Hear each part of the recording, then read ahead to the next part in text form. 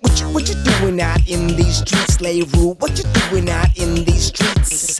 What you doing out? What you doing out? What you doing out in these streets? What you doing out in these streets, slave rule? We in these streets. It's okay. It's okay, bro. I think I'm just worried about things that I shouldn't be worried about. Like what? Like Iffy, what are you worried about? No, like just fidgety now. Fidgety. The nerves kicking in. Nerves for what? We've spoken how many times before? Yeah, true. So what's the problem now? Like you said, it'll probably take me a couple of minutes and I'll be Yeah, there you go. good to go. There you go. So yeah. You didn't watch your fight this morning? I tried to catch some of the fights. I caught some of the fights. Mm-hmm. Which fight did you catch? I think from the prelims and then the prelims. I think the ladies fight, the women's fight. Okay, yeah. I caught part of that, and then I think it was the last. But then I saw the knockout for Cody. Cody. Gaybrand, was it Gaybrand? Oh yes, Garbrandt, yes. So his knockout. I was thinking about Colby now. No. Cody Gaybrand, or No Love, I think is his Yeah, nickname. yes. Now I know Cody. And then the last fight just before, and then the prelims, I was in and out of sleep. Oh. So I caught them. Oh, you watching it in bed or something? Yes. So it's difficult to just get up and go. It's wild. And even if I'm sitting up, I will knock out sometimes. Wild. So I mean, those fights will start at 2 a.m. SA time. Did it start at 2? I think they started 2, and then your main fight. I think about from the early prelims. Yes.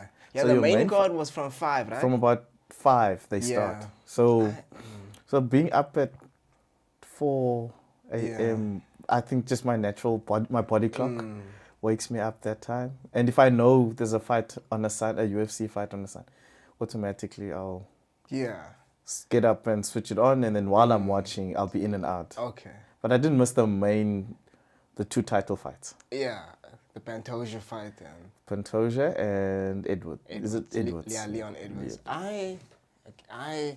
I woke up at 5.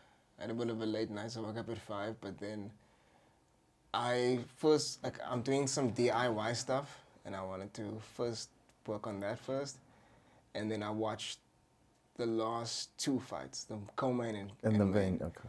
Yeah, so I decided now I first want to get that out of the way because I knew you were coming, so I thought, now let me do this first.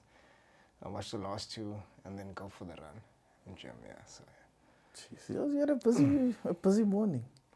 Generally, yeah, you know. I guess any other day that would be my kind of morning as well. Is it? Especially, mostly on Saturdays. I do my longer runs on a Saturday and then chill. Why? Okay, this slow 9. This pace is too slow, bro. What? You're gonna kill me. But what? Okay, why that slow? I mean, look, it's okay. Even though it's slow, right? People don't understand. It's hard running that slow. Yes. It's very hard to be disciplined to run that slow. But why that pace specifically? Because a 7 is also like a slowish pace. But why is for me 9, personally, as a veteran in these streets, in these running streets, using the word vet is hard. Eh? Okay. How long have you been doing this for now? I've got a good couple of years. I'm talking about a decade. Probably close to. I see. Now that in my eyes, that's like veteran level. Yeah. Okay. Maybe for someone that's new, but then at the end of the day, one knows their body. Okay. And it's not that I'm comfortable at running at that 8 minutes, 9 minutes, okay. I think it's just a case, sometimes you need to be disciplined enough to run at that speed or at that pace. Because you can't be running at 6 minutes all the time. For me, this is my personal, over the years that I've been... As a veteran, your veteran experience has led you to... With what I've gone through, let's put it that way. With what I've gone through or with what I've learned. Gone through. It sounds like you're in some traumatic times. Like, what happened? Running can be traumatic for some people. It can. For me including. Oh, wow. So I just go with the flow. If my body feels like going at that slow pace, I go at that slow pace. I'm in no rush. Sometimes, I'm in no sometimes rush. it's a case of it's more time on legs than chasing kilometers. Yeah, I get I that. mean, for your fast runners, for example, my 1 hour 30 slow run can be anything close to 20 Ks for a guy who runs faster than me. Now you look at the difference. They've put in the time, but they've looked at distance. That's my understanding. So for someone else, it could be different. For me, it's a case of if I have a plan, it would say, okay, your run needs to be 3 hours. And I know in that 3 hours, I can cover 21 Ks running at such a pace, which is a slower pace, which also helps me build endurance. Also lets my legs feel the pain of being spending a long time on the road. So it builds that confidence and in a part, not just always speed. I am under that impression for the years that I've learned and for the groups that I've trained with. I've learned, okay, here and there, and with proper veterans, guys that have been in running for years. The elites. The elites that have been there, who's been at the top of their game. So I've learned from them, and then also you take your own personal experiences within the world of running. Why? When did you start running? Jeez, dude.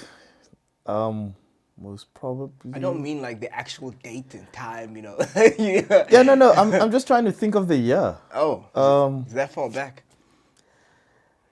If not, let's say around about 2010. Wow. Around about those years, yeah. In the 20 teens. Can we say that? Wow. So it's been a while. 13 years. Do we count the 2 years of inactivity due to COVID? Oh yes. Okay. Let's subtract 2, carry the 1, divided by 4. Do some division. The maths is not mathing, but okay. Wow. Okay. Fair enough. Yeah, COVID was weird when it came to. Yeah. But I mean, I think even in COVID, that first year, if I'm not mistaken, there were a couple virtual races, but that don't count. I'm sorry, no.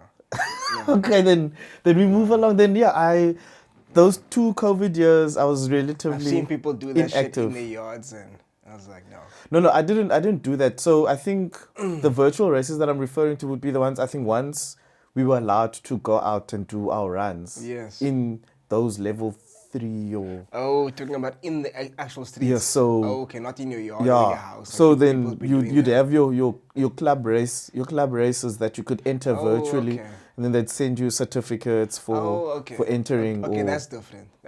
So I still didn't partake. Really? No. As much as you didn't feel like I'm free now. I'm gonna get out there. I'm gonna get some time on legs.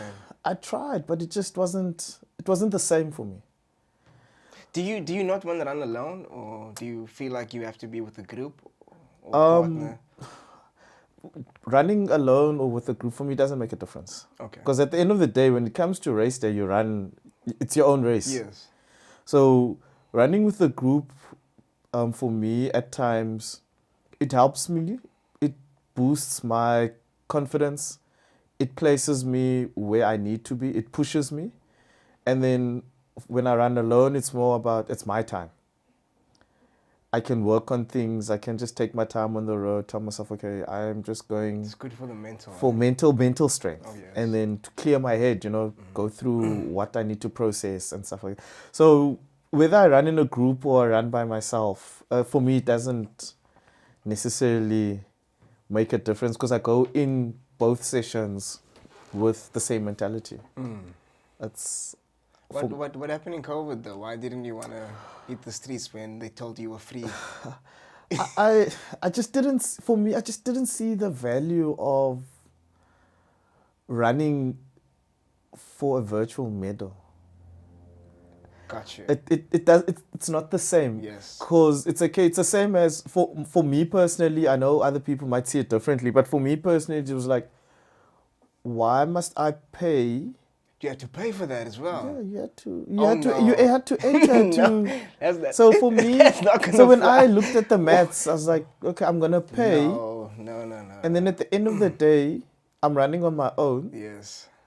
I'll be running more or less the same route that I do when I do, You or when I practice did runs. my training runs with by myself or with my group. So now I'm paying to run that, and I carry my own. No.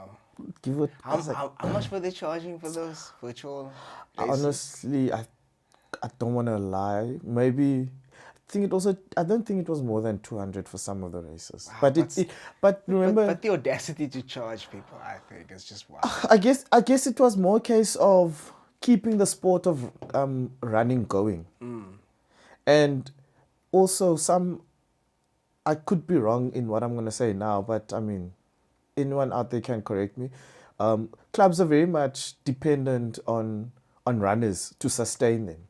So not all, and remember, most clubs lost sponsors during COVID. So for them to sustain themselves and pay the affiliation fees to the running community or to Western Province or ASA, for example, they would need to make a payment. So I think that was a form of, let's continue hosting a race. The little that we make will maybe just allow us to maintain the club running for the next year or something. So I guess each club had their own reasons why they were hosting, or they were trying to just keep the sport of running continuing. I would think there would be this exemption period where, you know, like everybody knows what's happening, the world knows what's happening. You can't expect to either pay the full amount, or, I mean, there's nothing happening, so why are you still paying? You know what I mean? Like, I would expect there to be some sort of logic behind the decision. Would it be fair on... Remember, all other sporting codes stopped. They allowed soccer to continue. And soccer, I would say, is more a physical sport than what running was. In as much as they wanted the distance. As runners, we also tried to maintain. So with the virtual races, you didn't have to run in a group. You could do it on your own. So now at least sustain that sport. I guess. But I I guess it's a... Yeah, I don't know how this running world works. I have no idea. So I'm just asking questions of a completely Fair enough. ignorant person over I'm here. also just answering according to my... It's my not my... Understanding. Yeah. No, Or how I would think I get the it. clubs or the communities would have thought in terms of, look, to sustain our club, let's host a race, and we don't want to lose our club, because with the COVID, I think a lot of people also lost interest in running, was just stopped and never came back. So How does a club work? I have no idea. Like, I honestly don't know. Like, is it like a venue that you all come together and train, or is I guess each is the clubs like sponsored? Do you have to get sponsored, and then? Because I know one thing about a club is, if you are a member of a club and you enter a race, you don't have to pay the license fee, because your club, your membership fee for the year includes the license for the race licenses, correct? I'm sorry. That's correct. So I think with that license, it covers you for certain things, and obviously your race fees are... There is you just pay the race fee. There's no need to pay or buy a license every time you register. That's my knowledge of. And I think with that, with what you're being covered, I think there is maybe like a road insurance type of, should anything Is happen, that part or of the you road don't, accident fund? I think it's more like a medical insurance if anything happens on the road, Got so it. that yourself and the club or whoever you are insured. You know, so that those, in as much as you would have cases, but I think it's just for security purposes. Should anything happen to you or to anyone out running on the road at a specific event, and it's like an indemnity type of a thing. I would think. Okay. So yeah. That's with club licenses. And then with running of a club, I think that's a big thing.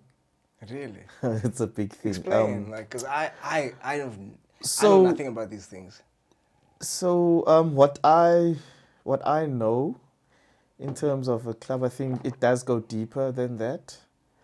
So I think with the running of the club, yes, your club has to have a location, or I'd say a clubhouse where it's registered at for Western Province or ASA, in terms of if they need to send documentation or whatever, they know, okay, this club is based in this area. That's the one. And then each club can then host club runs where you join on whatever days. You get together with all your runners. You do your training runs in the week, and then your long runs on the weekends. And a club can fight for, well, not fight, but can host a race on the calendar for whatever year that they have. Okay. Or so they can pick a date, propose it to Western Province or to the affiliation, whichever province that they're affiliated to, and then they can just see if that date is viable for them to host a race. And then clubs are fortunate if your club gets a sponsorship, it's a big one. But I think most clubs are mainly dependent on their members. I think bulk of the club members, or the number of members that you have in your club, they actually contribute more to the club. And then if your club has a race, I think that also goes a long way. So yeah, that's And obviously, I think the camaraderie, you get to meet people and yes, I think share ideas with training and tips. yeah, and- no, I mean it's not just only okay with that. Yes, you can share your experiences, teach the new guys how to go about things, but then also as you get into the world of running or into running, this maybe that first year, a couple of months, you first learn a couple of things. You're like, okay, you think it's the basics, and then as time goes, you pick up, no man, but why is this one? You start asking questions, or you notice this one does this differently, this one does that differently, but you doing this, or you don't see improvement. You try new things. Maybe you see, oh, okay, Avu does this on certain days. Let me try that, or let me speak to Avu and see, okay, Avu, why are you doing this? So you get to learn from other people within a club, but not just from your specific club. I mean, you can run on your own, but then you'd find that on certain races we see each other. Then you ask me, oh, where do you stay? And we get to know each other from races. And then you pick up, oh no, one weekend, let's go for a run together. So then I can learn from you, you can learn from me, So even then we can form our own group and say, oh, okay, every Saturday or Sunday we can do long runs together, but during the week you do your own schedule. So we can share. So it's not necessarily you have to run with your club or do your training runs with your club. Okay. You get different groups that have training runs, and those groups can all be affiliated to different clubs. Yeah, I get that. I guess learning from each other is a big one, especially if like iron sharpens iron. True. Like, if you get somebody that's, let's say somebody's better in running heels, and then somebody's better than riding flats, and they can share like, no, but this is what I do, this is what I like. I only started like running heels 2 weeks ago, like practicing running heels 2 weeks ago. Like, so now I get it, like why heel repeats are there for. Like, okay, I get it now. Oh, I mean, you're a step ahead of me. In as much as I've been running, What I are you talking about? absolutely hate heels. But you obviously train it, right? I guess part of I don't often do heel repeats, How come? but the routes that I run have heels. Oh, so you take that as yes. Okay. But I don't fully focus on heel repeats. I think just after that one session, right? I had one heel repeats session last week, Sunday. It's my first one, And then I could really feel when I was running heels and I did a 21K yesterday.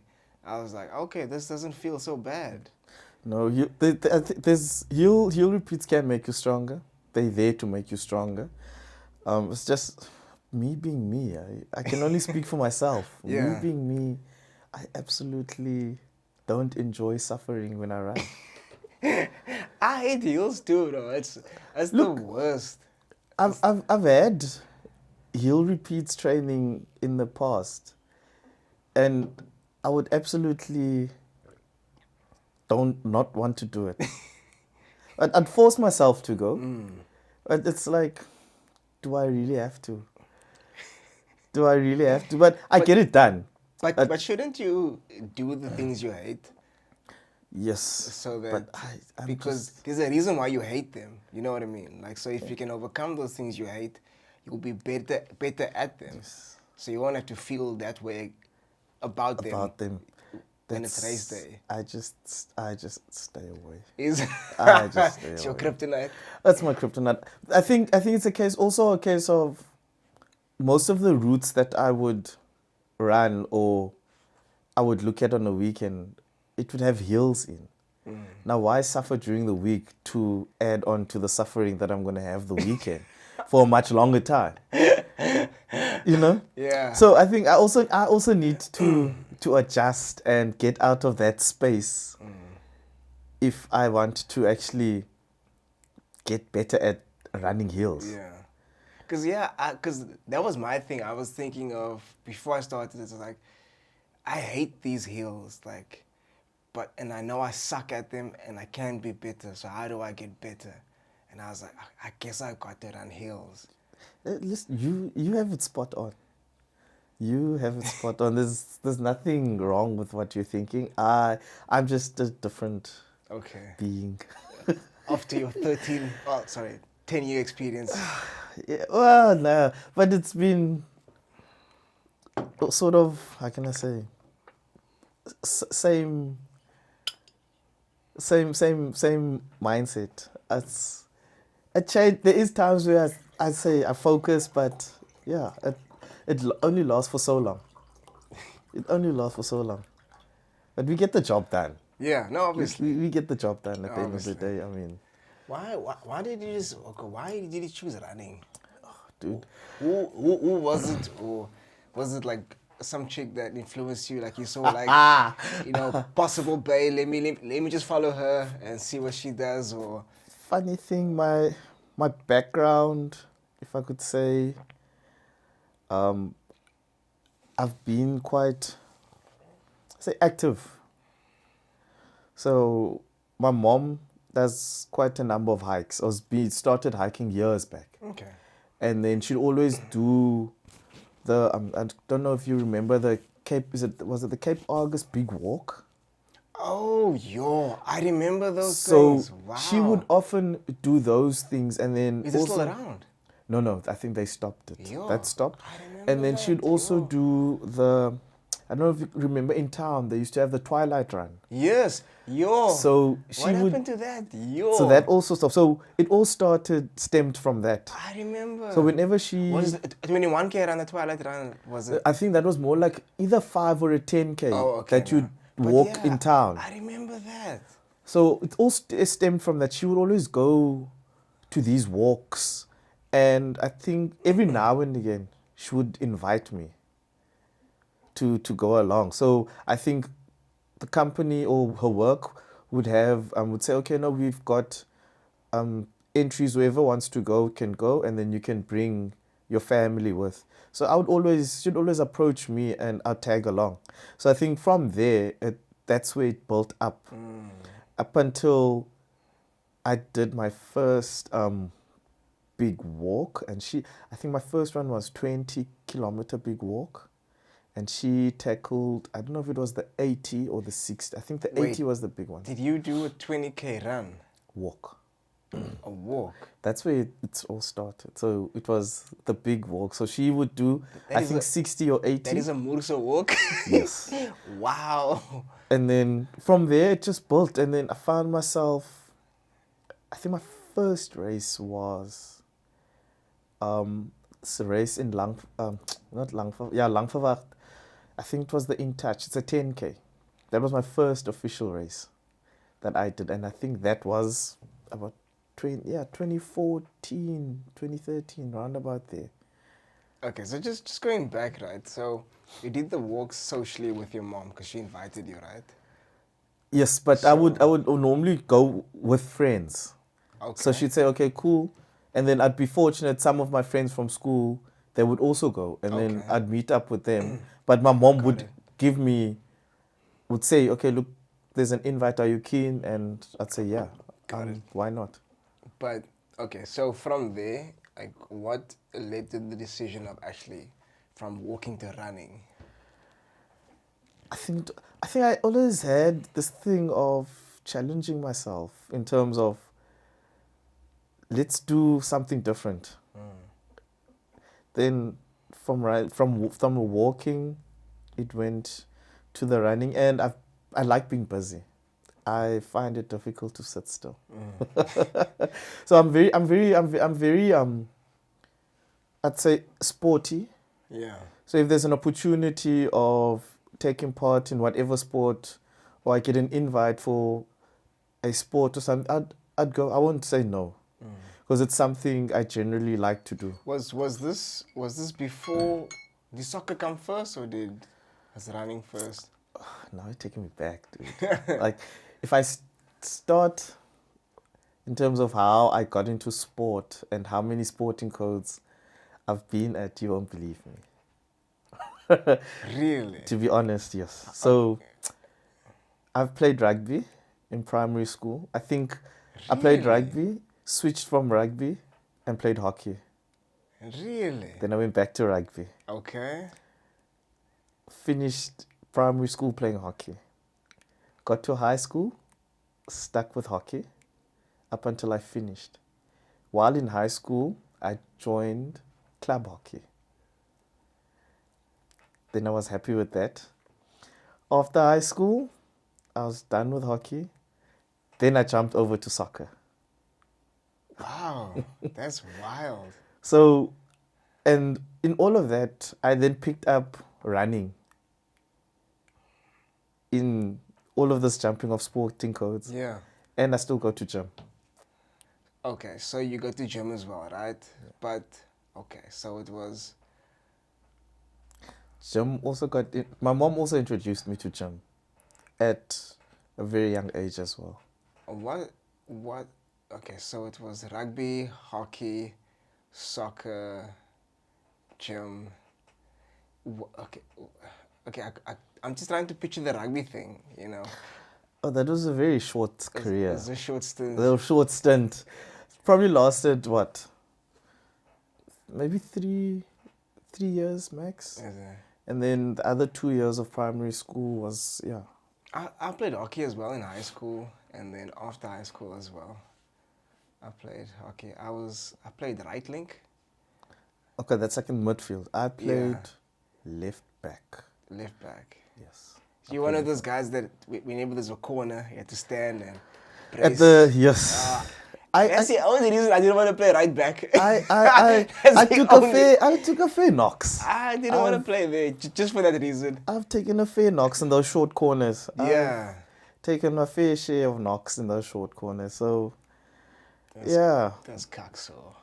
I mean, dude, you've always had to wear. I think when we started, I think now they got the face masks and the gloves. I think when we were still playing, it was just your shin pads and maybe a ball box for the corners, just to protect. That's about it. And then you'd obviously have your gum guards. But now I think the game has evolved. Wait, did you guys play with gum guards? At one stage, I ended up getting gum guards. Really? Yeah. Okay. The players now, do they run around with no face mask? It's only for the corners that happens, or? Yeah, it's only well from what? Yeah, it's mostly for the corners. Okay. It's mostly for the short. The goalkeeper's corners. the only one that has a mask. A full on, yeah, protective gear outfit. kit or yeah. Okay. Other than that, I think your standard gear would be your shin pads, a gum guard, and then I think they wear there is gloves. I think it's more for either for when they hit the ball so that they don't get some scraping on the turf, Okay. or maybe if the ball ricochets, and just to protect them. But I've seen nowadays of late that they actually wear full on, almost like cricket gloves for the short corners, and face masks. That's an interesting game. But Hockey. I mean, the sports evolve, so Not true. they change a lot. Can't see myself playing hockey anymore. Yeah, no, I think I'd be lost. I probably won't understand half the rules. Maybe I might know the basics of what I knew back then, Yeah. but in terms of the changes of the rules now, Yeah. I think I'd be a lost soul out there. Yeah. I played soccer and hockey in high school, and cricket as well. I played cricket. I wasn't really successful in cricket. I don't think I probably finished 1 or 2 games in cricket. Other than that, I mean, I even went to the holiday clinics for cricket. Really? My thing But cricket for me just wasn't a winner. is I think just it was a case of it's a summer sport. To keep me busy. Let me play cricket. I loved cricket as like growing up as a child, still living in Josie. That was my first love, my first game that I played. And then the thing was, I went to school a year early. So all my friends that I was with, they would, let's say they would play cricket, and then they would play an age up. So they would play under 19 or under 18 or whatever. But me, I'm supposed to be under 16. But because I wanted to play with them and wanted to be social with them, I played Same age group. Yeah, which I shouldn't have. So that was my own downfall doing that, because I just wanted, hey, the guys are going there. And It's also good experience for you, because then you've got one up on your peers. yeah, Or but on your still, age. like, because now remember, like at that age you grow fast. Everyone's on the growth spurt. So everyone was. I was so much shorter and skinnier than everyone. There was no way I could keep up with those guys. No, but the advantage is if you were to say, oh, okay, I'm willing to stay another year at this age group. You were the senior because you knew what to expect, or you could dish it out. That's true. So you could use that to your advantage. That's true. If you look at it that Yeah. way, it's always, you might see it as a disadvantage, but also at the end of the day, it's an advantage for you, because once the guys start catching up, you already you've got a year's experience Yeah.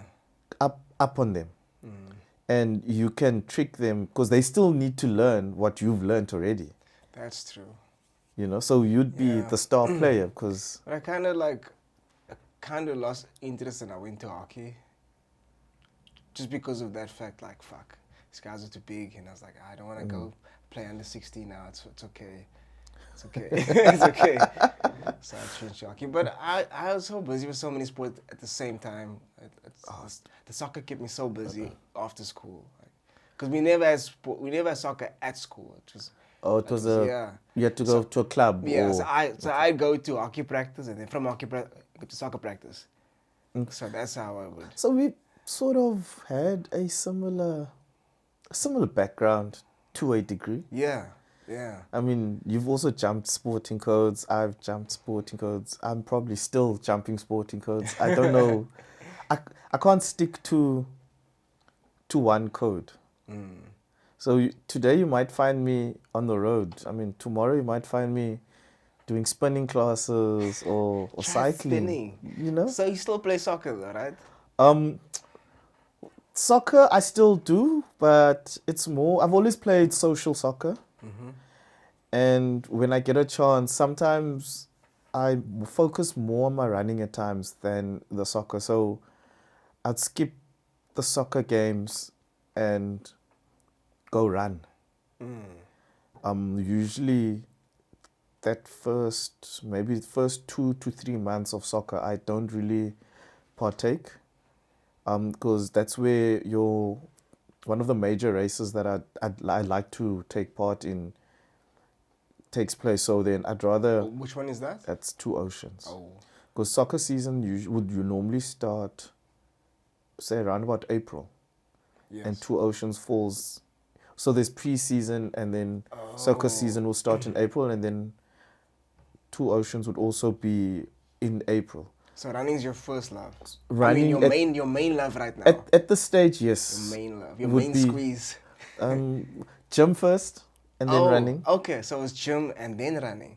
Gym and then running. Okay. 'Cause I can do without running, but I can't do without gym. Really, you can do without running, even though you've been doing it for so long and you built this relationship with it, and you're so passionate about it. You can say you can do without it. Yeah, I mean, I'm That's not hung up on running. I enjoy the sport. I enjoy socializing with people out on the road. It's wild. So I can't say I can go without running. I can. I was thinking like not too long ago. I think just after I did Cape Town Marathon, and like it's still like running is still new to me. It's still like I haven't. I think I'm just about hit 6 months now, right? I'm just about. But it's like I went from this hate to it. Like I hate it, and that's one of the reasons I wanted to do it, because I hated it so much. Okay. So I was like, okay, and then I went from this hate to kinda liking it, to really liking it, to loving it. So there was a time when I was like, all I want to do is run. Like it's like, do I have to go to gym? I can't just go run. And I was like, nope.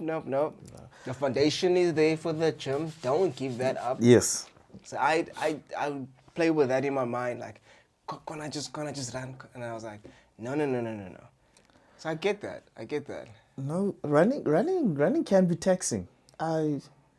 It chows a lot of your time, and for me, I prefer, usually what I do is I'd run before my gym.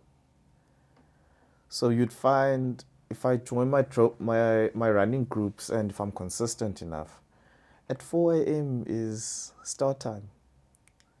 Goddamn, that's before gym. That's before gym. So usually.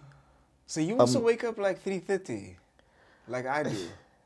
Yes, but I think I'm very slow in the mornings. What do you mean by so waking up? The group would, let's say, on good days, at 4 o'clock I'm there. On days that I don't feel like it, I'll maybe start an hour later, and I'll cut my distance shorter. Why do you do that? I'm just not. Either the body's tired, or I just don't feel like getting up that early that day. But I will ensure that I put in a run. Okay. If I know that I need to be there. Is that the case because, let's say you're not training for a race, then you feel that way, or is that the case regardless of a race coming up or not? Race or no race?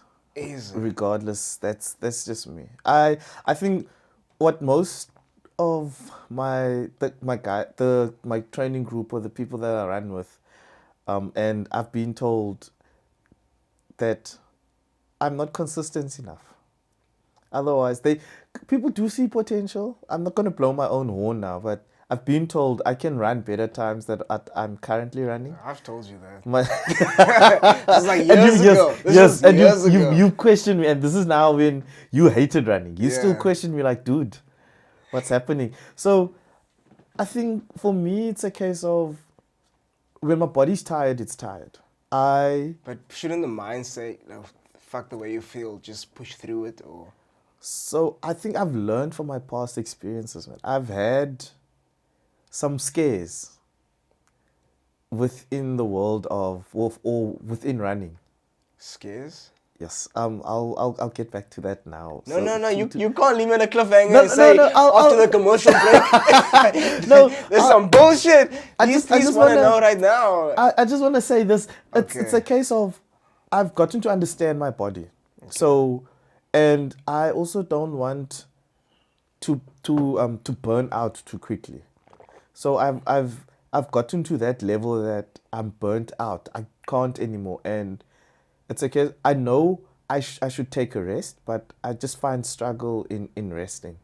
So going back to why I say I know my body, I've had. Okay, maybe. I just want to think. It's two major scares. I might have had a couple in between. So my first one was I did the big walk. I completed that. Was this now like way back in the day Yes, this before is your my- running career started? Yes, this was Okay, not my got it. first scare. Did the big walk, got to the finish, collapsed. So remember I said You I did just the 20. collapsed. Yes, so I did the 20. My mom did the 80. So I got to the finish. Wait, she did 80. Yeah, I think it was. I Ks. think it was the. I think it differed between 20 to 80. I think the longest was 80 k's. 80 if I'm wrong. kilometers. I could be wrong. I didn't know it was that massive. No, it was a big thing. I think the shortest. Wow. The shortest 80. was 20. So I took on the 20. My first. 80 is your okay. So you did 20. I did 20. Okay. Walked the absolute thing fine. You felt good. Felt good. Had my cokes. Energy levels were buzzing. Got to the finish. I think I then went to the car, got changed, put on like a warm top. As I'm sitting in the car, I just couldn't move. I just said, I think my body went into shock. Wow. Went into shock, got rushed. I think my mom then arrived. Then I told the guys, so as I'm sitting in the car, I'm like, I can't move. I don't have energy. This is where I'm at. This is me. We rushed. So my mom rushed me to one of the first aid, to the ambulances on at the finish. We got there. As we got there, the first aiders or the paramedics looked at me, and first thing they said, let's draw your blood, just to see what my sugar levels were at. As they pricked me, they struggled to get a drop of blood out of me. So they say that my sugar levels had dropped to a state that I was near to going into a coma. Holy shit. So that was my first scare in terms of the athletics. How old were you back then? I think I was probably in my early 20s, Really? if I'm not mistaken. But okay, so you continually or regularly had cokes Yes, I was. for sugar. I was just on cokes. So I think that morning I didn't eat much. I was just having cokes and. So you didn't have like a base going into it. Yes, I didn't eat a proper meal. Yeah. So you were just living off cokes. I think it was coke, and I think I had a Baraka and Lucozade going to the store. So no like real food. No solid food to say, okay, I've got something. I was just drinking coke and water right through to the finish. Shit. So it ended up me being in a hospital, and then the doctor booked me off and said, look, you need to take, I think, about 2 weeks just for your body to recover. Okay, wait. So sugar level, they diagnosed you. What did they give? Did they put you on? You give an IV or? So in the ambulance, after they took my blood, they gave me, and I still believe by it now. It's a gel. I don't know if we can name. You can. We can name. It's a glucose gel. So it's basically a energy booster, and I think when What's it called? Glucose gel. Oh, it's just called glucose. Yeah, it's called glucose gel. So I think they told me usually patients with diabetes, it's normally used for them if their sugar levels drop and they just need to give it like a boost. I was gonna ask you, like, are you diabetic? No. Okay. There is a trace in the family, but Okay. I don't. Luckily, I'm Okay. not. So they gave me that, and that Yeah. boosted me up. And you were good after that. I was good after. I mean, so they obviously after they checked me in at the hospital, at the paramedics, they had to take me to hospital to get checked out, to see if there's anything missing. By the time I actually got to the first hospital, I was sitting in a first hospital. Yeah, well, they put me to one, and I think they had to transfer me to the nearest one. Yeah. Okay. So I got there, but by the time I got there, I was there as if nothing happened. So you felt good then. I was I was myself. I had my shades on. I was Cool cat's smiling on, back. smiling on the wheelchair, and the paramedics were like, "This is not the patient. It's not the same guy Why are you here? we saw." Yeah. Yeah. I mean, I think at the hospital, when they looked at me, they were like, "This guy looks fine," and I was smiling, cracking jokes, like as if I wasn't That near death is a wild. few minutes ago. But then they moved me to Netcare in Kelsriver. Mm-hmm. There they made me stay, I think, overnight or a couple of days. I think they let me stay overnight, but then they put me on a drip just to boost up an IV drip, just to Yeah. boost up my sugar levels Yeah. and so forth. Then I think I was out. Said, okay, stay at home for the next, I think, 10 days. What did they tell you to eat to regain strength? And I think they just gave me a normal hospital food at the time. okay. Because I mean, like at that stage, once they gave me the glucogel, I was okay. I felt like nothing had happened, even though I had that scare. Sheesh. But when I got to hospital, I think I'd had already given me something to chew on, just to have a lining or to have Yeah. something in the stomach. And then they observed me overnight. Said, okay, we just need to put a drop on you for the night. I had a scare. I was on a mountain and I did a double that day. It was hot, and I went up the first time, came down, and had something to eat. But when I got down, like I was supposed to have a banana, and this banana wasn't ripe enough. It was, and I peeled it. I was like, fuck, I couldn't even eat it. So I was like, okay, fine. I'm just gonna have a protein shake. It's fine, and then I'm gonna go up. Go and then- again. And so I went back up. On the way down, like I felt so dizzy, like I was gonna pass Sugar out, levels. and I couldn't understand what was happening. The only thing that was in my mind was the banana I never had, and then I saw people coming up, and I was asking, do you have like an orange or something? And then one person said, here's an orange. The moment I ate that orange, I felt like I was Superman. Yeah, I know. I ran down So- again like nothing happened. No, so I've learned from that experience. So whenever I feel during a race or during training, I feel I know that my sugar levels are starting to go. I don't know if it's a permanent thing, but for me, I already know my body. How often do you eat during a race? Like after every 45, after an hour? For me, as long as I'm full, dude, I'm good to go. What does that mean? So, I think ideally, every runner has maybe a set time or when they will take maybe their supplements or have something to eat. But for me, it's difficult to explain because I get dragged about me and eating while running. Anyone who knows me out there on the road or they see me, they will know that, okay, this guy is going to have breakfast, supper, lunch while on the road. So Okay, so you do eat. I do eat. Okay. For me, I think if I do long runs, I try to eat every 5Ks or so. Sure. I try to have something in the stomach. That's a lot. But I don't. Okay, there's times where I go big.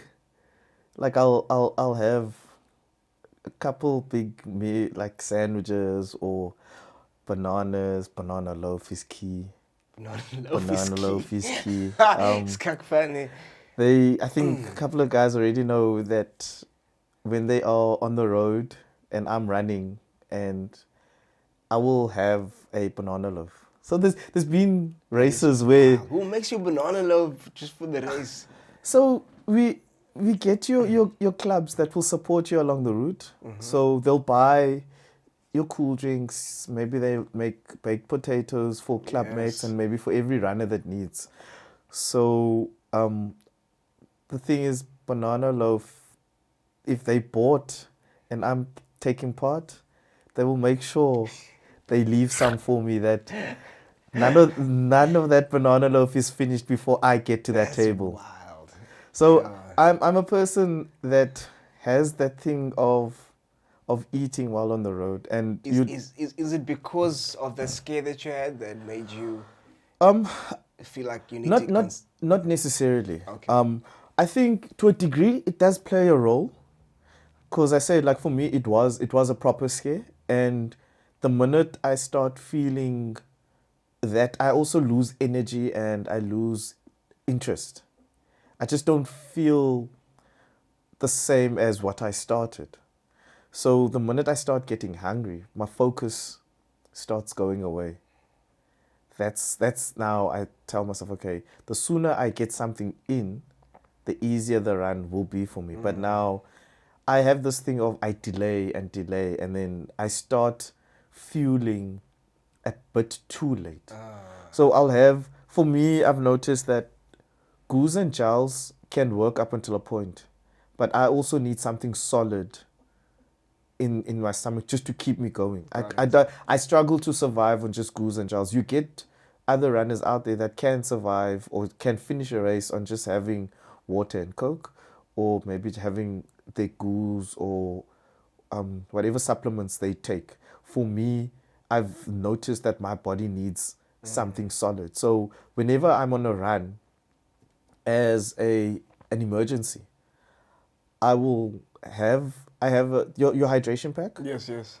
So I don't really care much about the water or whatever hydration. I know there's enough water and there'll be cokes on the route depending on the race, or if I'm running if there's a long run. In that hydration pack, I will maybe have my goose, and I will always have an emergency sandwich or banana loaf stashed somewhere. Because I know myself. Banana loaf I can thing. It's your favorite thing, the banana loaf. on the road preferably. It's the most easiest to digest. No. It's especially if it's like nice and moist. Then it's like, go for it, Puta. Yeah. So it's for me, that's why I would eat often on the road. And not a lot of people understand why. It's because I know my body. So the minute I don't get something solid in my stomach, I'm not going to be the same person that when I'm not running. So I tend to be grumpy. I'm one of those people. Hangry. Dude.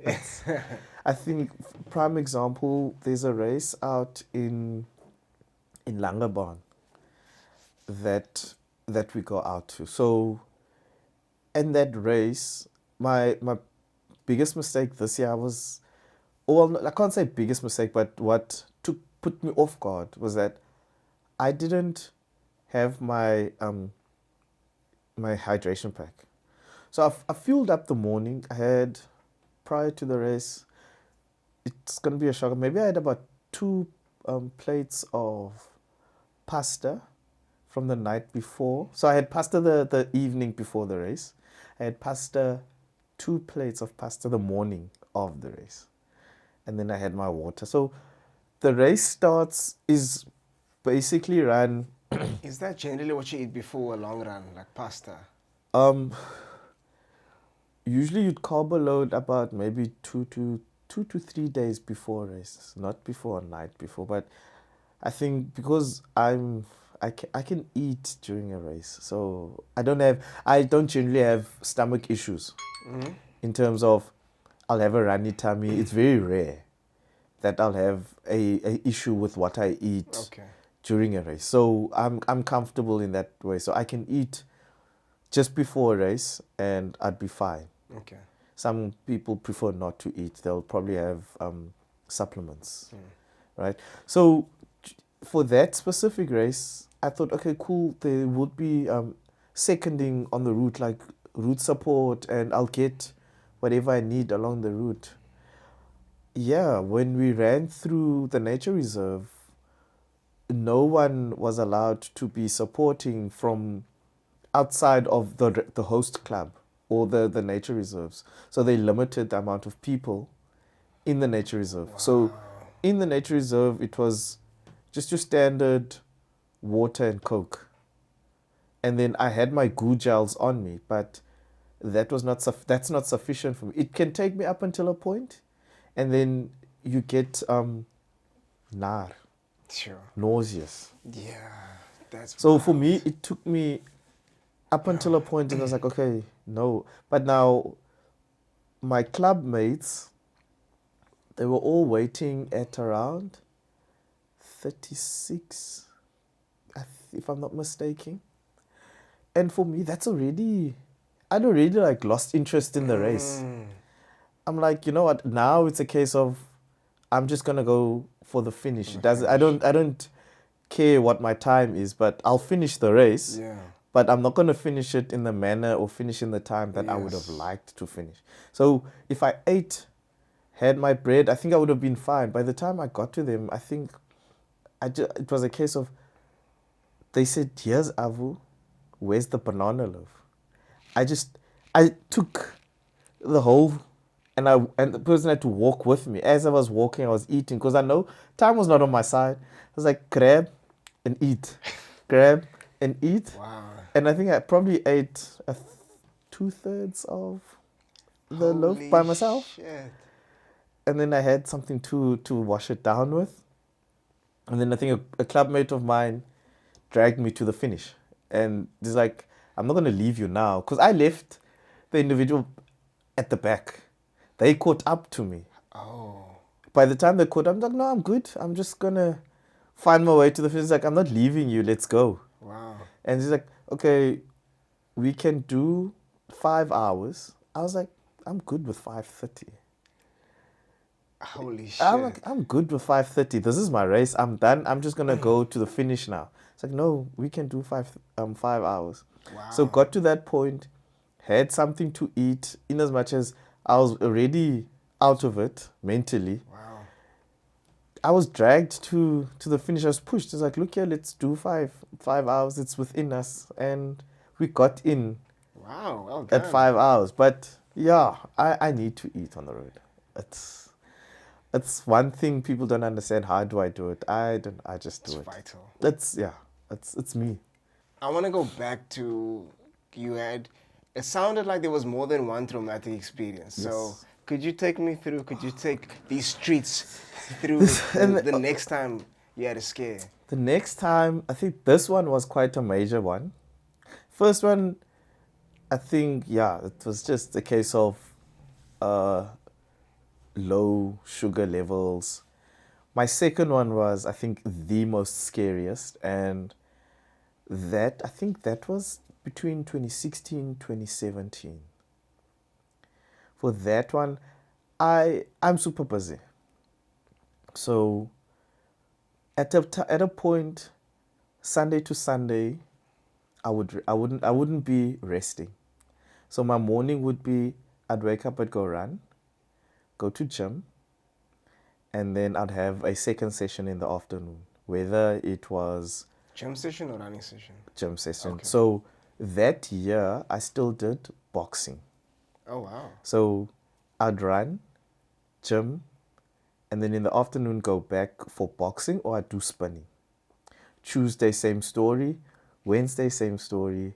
Thursday, same story. And then I think on a Friday, I'd do maybe a light session, but I'd be busy on a Friday. I don't know if it's still the way that it is now, but I remember there was some time where Fridays was your fish and chips. Yes. day. So no. It's not like that anymore. Okay, But okay. but back then it was. Okay. So Friday would be my fish and chips day, but I'd also have a gym session in between. And then weekends, I'd do something the Saturday and I'd do something the Sunday. So there was no rest. And now it got to soccer season, and at the same time, I was prepping for Two Oceans Marathon. So the schedule now became run in the morning, gym gym as well in the morning, and then on a Monday I would have a gym session, whether it's boxing or a spinning class. Tuesdays and Thursdays would be soccer. So it would still be run in the morning, gym. In the afternoon, I would either squeeze in a running session, a gym session, and then rush off to soccer. Can I ask you why you had that plan set up?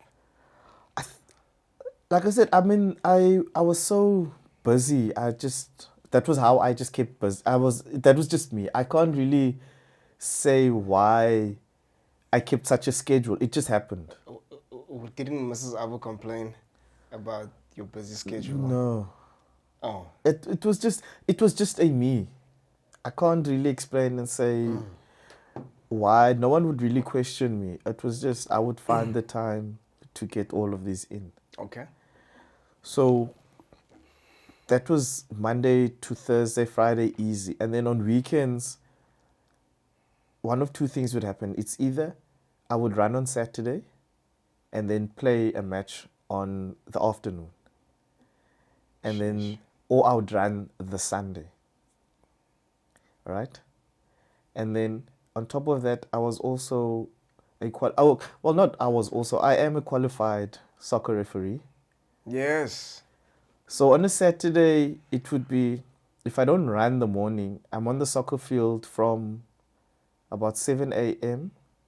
refereeing junior games up until the first team game refereeing. And then in between, I would stop and I'd play my own game and then rush to referee one of the soccer games. And then Sunday, I'd go for my run if I didn't run the Saturday. Sheesh. Build up to 2 Oceans. One day, I come out of gym, get to the office, and I sit down, and I immediately feel my heart rate is irregular. A colleague asked me, "Are you okay?" I'm like, "Yeah, no, I'm okay. It's just my heart's beating fast, like just going at it." He leaves me for about, just tells me to go for a walk or to go have like cold water or something just to cool down. So I'm thinking, okay, I probably overworked myself at gym. To probably just relax. I think within an hour, he said, "Dude, you're not looking good. Go to the sister." So there's a indoor sister clinic in the building. Okay, that's dope. Went to the sister and I told them, "Sis, this is the case. My heart's beating irregularly. It beats fast and then just slows down." She sat me down. She took my pulse. She read my pulse and then she's like, "This is definitely not normal." She quickly called in the doctor. Doctor did the same thing. What is that? The stethoscope. Stethoscope. Listened to my heart. It's like, okay, ECG. When they took the ECG, I think my heartbeat was going at 120. I don't know if that's normal, but it was going at about 120 beats per minute, and then it would drop to about 70, 80 in a space of 6 minutes. Sheesh. So it hit up there, and then it would drop, and then go up. And the doctor's like, "We are sending, you need to go to a cardiologist." Holy shit. So then they sent me to a cardiologist same day. My colleague rushed me to the cardiologist, Netcake Hills River once again. Got there, waited my turn to see the doctor. The doctor did also did the ECG on me, and then I think they put me, I felt like an athlete. Felt like I was doing a medical, because I did proper medicals. I had to run on the treadmill. Really? With Did they put that yes, they put the oxygen mask on. They put I don't know. Okay, they put things to read pads to read my heart, and they had made me walk on a treadmill. I went through that. They scanned me, only to find out that my heart had grown slightly larger than what a normal heart would be. So it was centimeters bigger. And then the doctor at the time asked me, "So what do you do?" So I told him, "No, I just gym, play soccer, and I run. And that is like what I do during the week and on weekends." And he's like, usually cases like this happen to triathletes. Sheesh. Because of the work that the rigorous training that they put themselves through for the running, swimming, and the Cycling. the cycling that they do, the training does cause their hearts. So he says they've seen it mostly on professional athletes Sheesh, bro. that their hearts would grow to the That's size that mine grew to. Wild. So I was like, okay, cool. Well, not cool, but I was like, It's cool. Okay, cool, but not cool. it wasn't cool because it was a scare. So he told me, yeah, this is the case, and we're gonna put you off doing any form of physical activity, form of activity whatsoever for the next. I think they put either 10 weeks or 8 weeks. Sure. Meaning It's 2.5 months. no gym, because they had to get my heart back down to a You shouldn't normal get- size. Yes. So they put me off, and first thing I did, I think, I could be wrong, I think I walked back home From the hospital. from the hospital. So the day they they booked just me told out. you you're not supposed to. Yeah. So any the day they big booked me walks. out, I thought, why should I'm just here. I'll take an easy walk home. It's not far. So obviously they would ask me, do you have someone to pick you up? And then when you book out, and you just need to collect this downstairs at. So like, yeah. So like, What is wrong with you? I'm not even gonna bother I think there was, you could get taxis and then just drop you off. I was like, no, you know what? I've been stuck in bed because I think they kept me there for 2 weeks just for observation. Wait, so they kept you in hospital for 2 weeks? Yes, for observation. Holy shit. And then the other 6-8 weeks I was at home. At home. I couldn't bed. Well, I just had to be in bed or not do any form of exercise. Yo.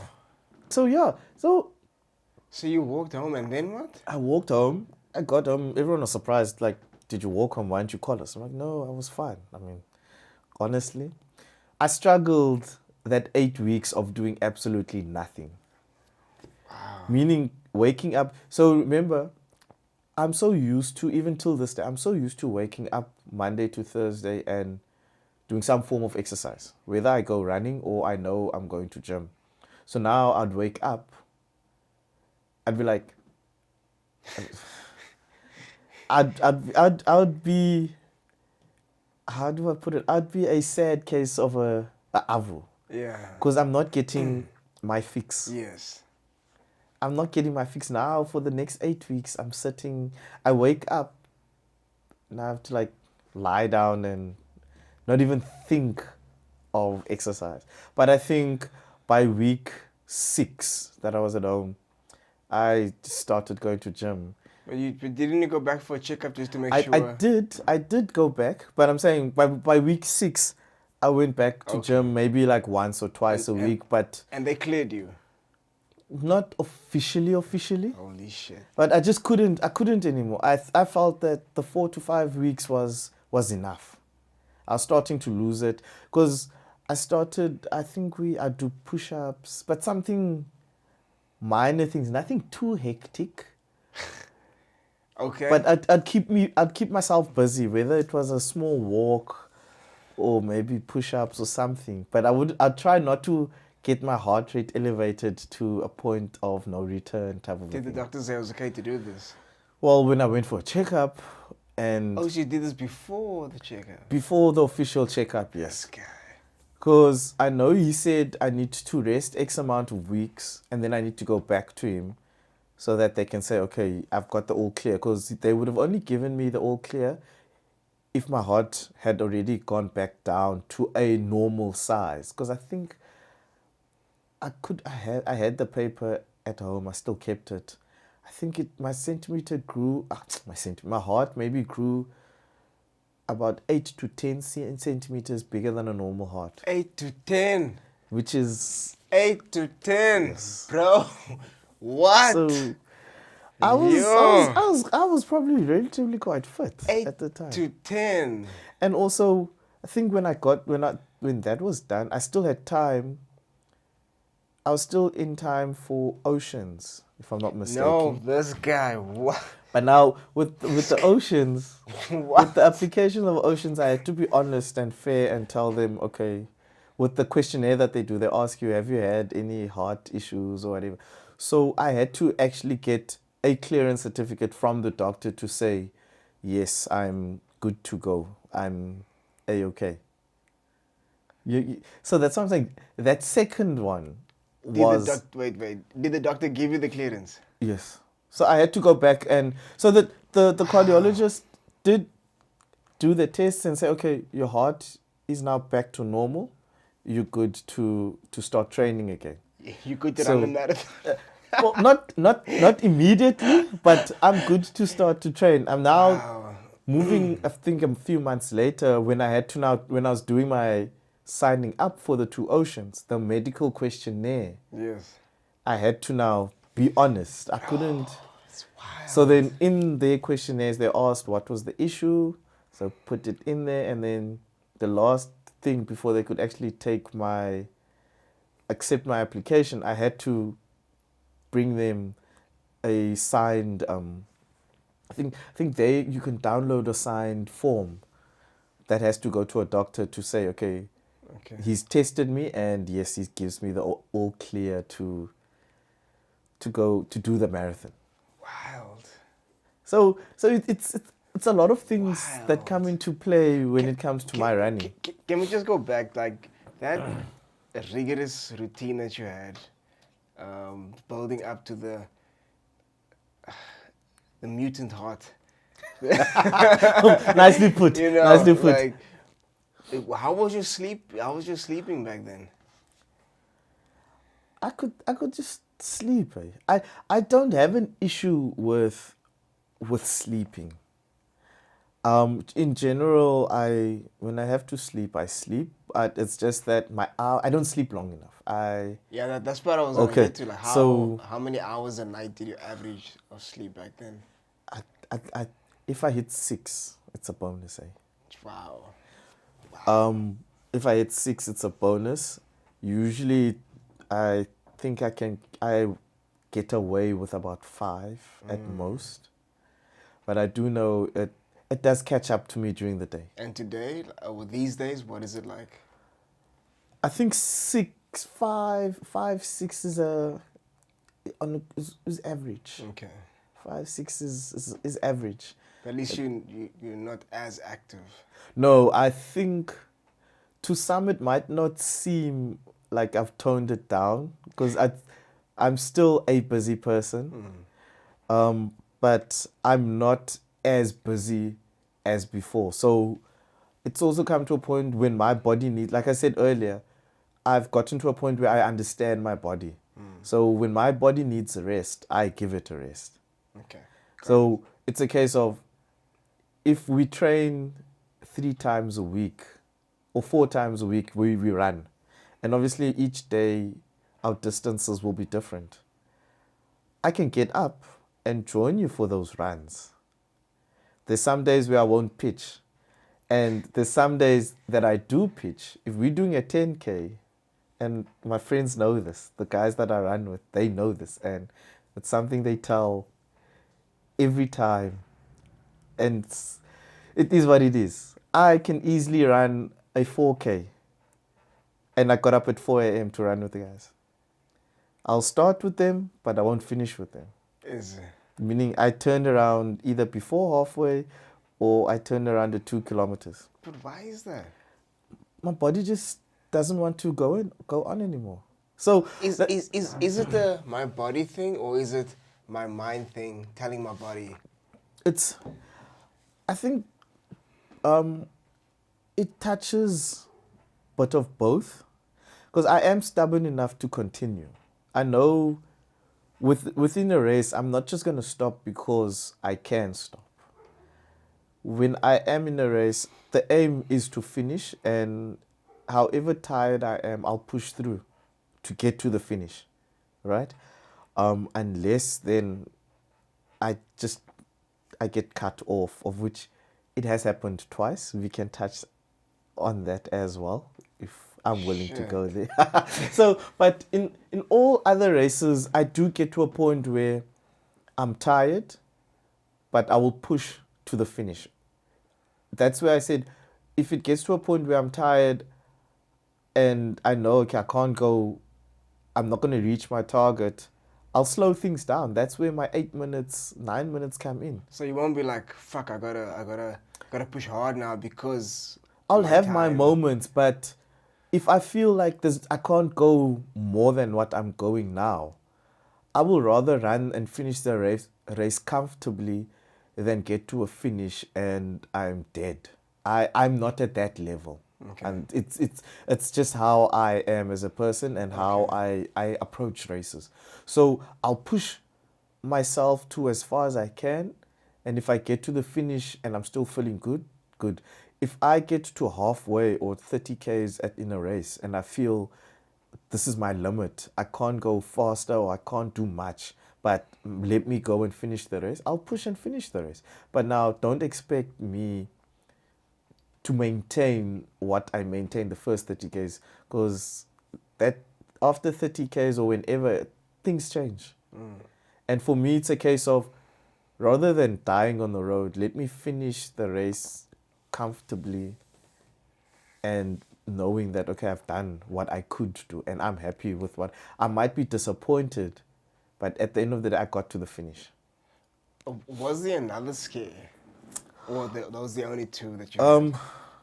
Those are the only two scares that I've taken lessons from, and up until today, I am still mindful of them. Okay. Even though I think I know what to do now. So I've learned, and my body, I know how to respond to certain things when it comes to my body. So I sort of, if sugar levels drop, I know my symptoms. Okay. So if I'm hungry, I know I'm getting hungry. If I don't eat, I'm going to have troubles later down the line with the race. Or How many marathons have you done? I don't keep count, but I've got a fair share. Really? You don't keep count at all? I don't. You just, it's another one. I think it not. I have marathons that I go into just to run. I have marathons that I would go into, then I would target and say, okay, I'm going for this time. And in saying that, maybe I think about 70% of the time out of those marathons, I haven't reached my target. And I'm comfortable with that because I've finished all my marathons. Okay. So I get to the finish. Are we talking like 15, 20, 1,000? I think, yeah, maybe I could be, if maybe just over 15. Sure. Because if I count Cape Town alone, I finished my 6th one this year. 6? Yeah. Sheesh. So it means I could have done more than 20 marathons throughout in general. And then you've done ultras as well, right? Yeah. Ultras, I've done, there's 2 ultras that I've done, or the Are they 2 both- major ultras that I've done, if I can put it that way. It's obviously Two Oceans Marathon, the 56 that is that's Cape Town, and then there's the mother of all races, the ultimate human race, Comrades. the Comrades. Yeah, What was that like?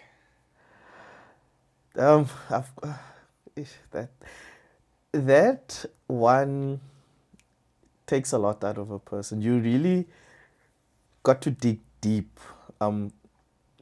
Personally speaking, you got to dig deep. I mean, mentally, physically, or mentally, I think that the Comrades is more a mental thing than a physical thing. For this is me looking at it, because I can train for the way I train or the way I know I can train. Physically, I can be prepared. Physically, I know I can train and I can be at the level of where I need to be to finish the race. My running training is a bit dodgy, but with physical strength, I can get myself to a state whereby I can finish comrades. You know, I can tell myself that I can finish. But for me mentally, it's I think that it's quite a stretch. I think it gets to a point where you just don't, you get lost. You wonder, why are you doing this? You go through a lot emotionally in that race. You find yourself picking yourself up, and a lot happens in comrades. So if you haven't been to comrades or on the route, there's a lot that happens that one does not see in terms of what happens to runners, what you see. What do you see? So you'd get guys sitting along the road that you'd see that they've ran themselves to a point that they can't anymore. They're sitting with the silver blankets. Oh yes, yes. They're sitting there and it's midday. The temperature is probably about 20 degrees, and you're sitting there with the silver jacket waiting for assistance. Is that because like you're in shock or? It can be that their bodies are in shock. You know, they've ran themselves to a point of they can't continue. So for me, I can say, look, I can train to be physically ready, but the mental strength that one needs for comrades takes a lot, because I'm still trying to get back. But okay, wait. And fighting that fight. What else do you see? So people sitting on the side of the road with the silver jackets waiting for medical attention. Medical attention. You just see a lot. People just throwing up because the body can't handle it anymore. Shit. It's a lot of physical things that happen to the human body or the human anatomy, if I can sound smart. So, you'd get cases where you running in front of me, all of a sudden you stop, a cramp, your muscle moves. Now you ask yourself, the thing is jumping and it's a cramp. So things like that can actually, if you've never seen it before, it can take a lot out of you. So you need to be prepared. And then if you're going to comrades, you need to know what you're putting yourself into.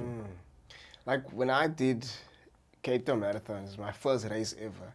So I didn't know what to expect, right? So I'm running, and along the way, you see people like just literally pass the fuck up. People laying on one side in pain and agony, and this person, and it plays with your mind, right? It's like, please let that not be me. Let that not be me. And then you see somebody like the last 3Ks, and they pull up their hamstring, just pops, and then I'm like, fuck. Like, so now take that and double it. Sure. Because remember, comrades is thousands, right? Yes. So 90 kilometers. You pass, let's say your first 30 Ks is a breeze. Then you get to 42 is your marathon. You're just about halfway, right? You're halfway. You still got another 40 odd to go. Sheesh. Now, with a marathon, already they say a marathon would start at about 25, 28 Ks. Comrades, 25, 28 Ks, that's still nothing. So at comrades, at about 60, that's where the mental strength needs to come in. That's when shit gets real. Exactly. So for me, I've gone 2 years. I went 2 years, 2017. Oh, I only know about the 1 year. And I went 2 years. I went 2 years. I know the first time that you went. Which was, I think it was 2017. Either 2017, 2018 or 2018, 2019. One of the two. The first year that I went, I can say physically I was ready. Physically I was honestly ready. I knew I could I could survive. I wasn't, my body was just in condition. I just know I was ready, but I didn't finish. My mental strength wasn't there. Sure. So I know with me, the mental thing plays a lot. And if I'm not feeling something, I'm not feeling it. Sure. And it happens a lot in running. If I don't feel it, then I don't feel it. So with comrades, as much as I went there with the mindset of I want to finish, I'm going to finish, I just, along the route, I lost myself.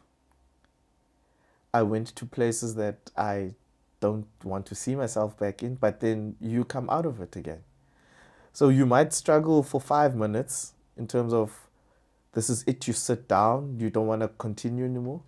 Then you get up and you just find yourself going again. You're up there, you're back in it. And then half an hour later, maybe, same situation, or a couple kilometers down the line, same situation. Or you see something happening right in front of you that just hits you and you're like, geez, it throws you out. So it's those kind of things. It's those kind of things. Okay, so what happened the second time that you went? Oh, and when was it the following year? The or- following year. So Okay. the second time, I just knew I didn't have enough training, and I know there is people that can go into comrades with far less training than what I did. So look, for comrades, guys would normally clock about 1,200 above kilometers for the training period. How long, like, is the 8-week camp or? No, dude.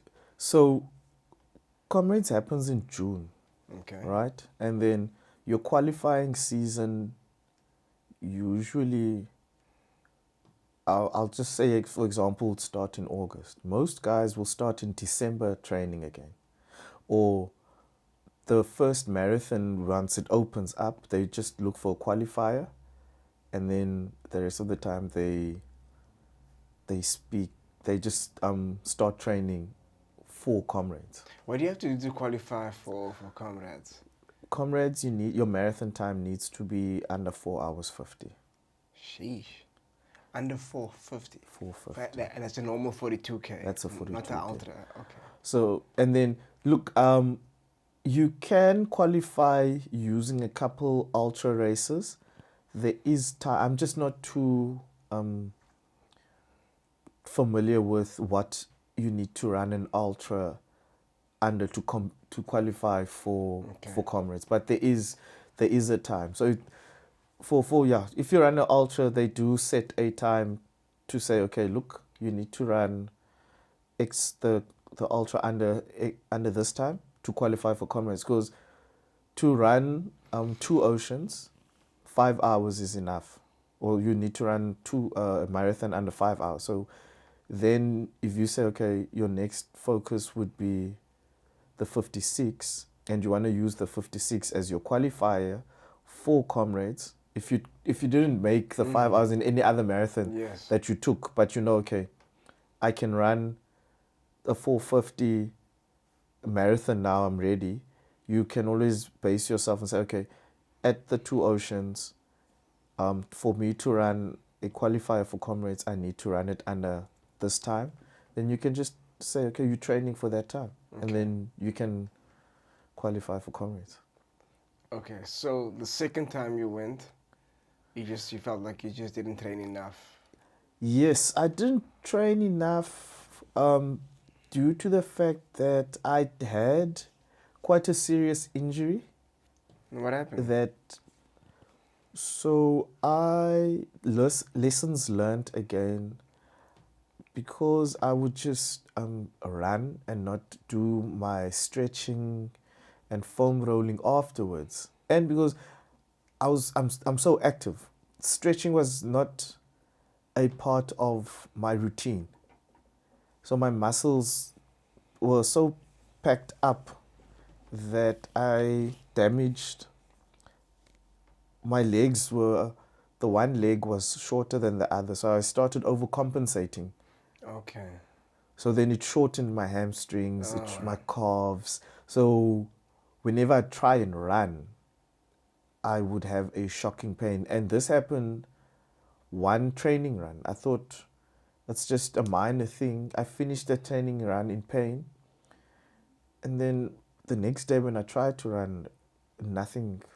I couldn't put a step on my foot. I think I even had to wear a moon boot at the stage just to balance and to soften me when I walked. Or I was using a crutch, one of the two. That's how bad. Shit. So, and I think at that time I was training for a marathon in Feb. Went to physio, went to a chiropractor just to get myself sorted out for the marathon in Feb.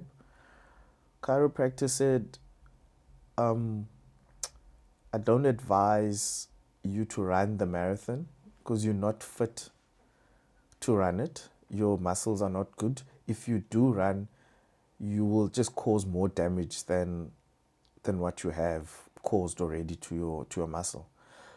So luckily for me, I think the previous year I had already qualified for Oceans, and I'd already ran a qualifying time for Comrades. I know back in at some stage, Comrades sub 5 was good enough. So I think I had ran a qualifying time the year before, but now I was prepping for the current year.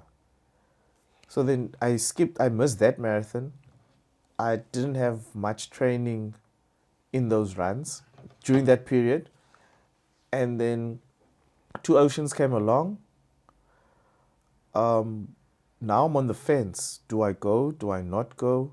I've already entered for Two Oceans. I've already entered for Comrades. And now the years come back. It was 2018 was my first year. 2019 was my second year.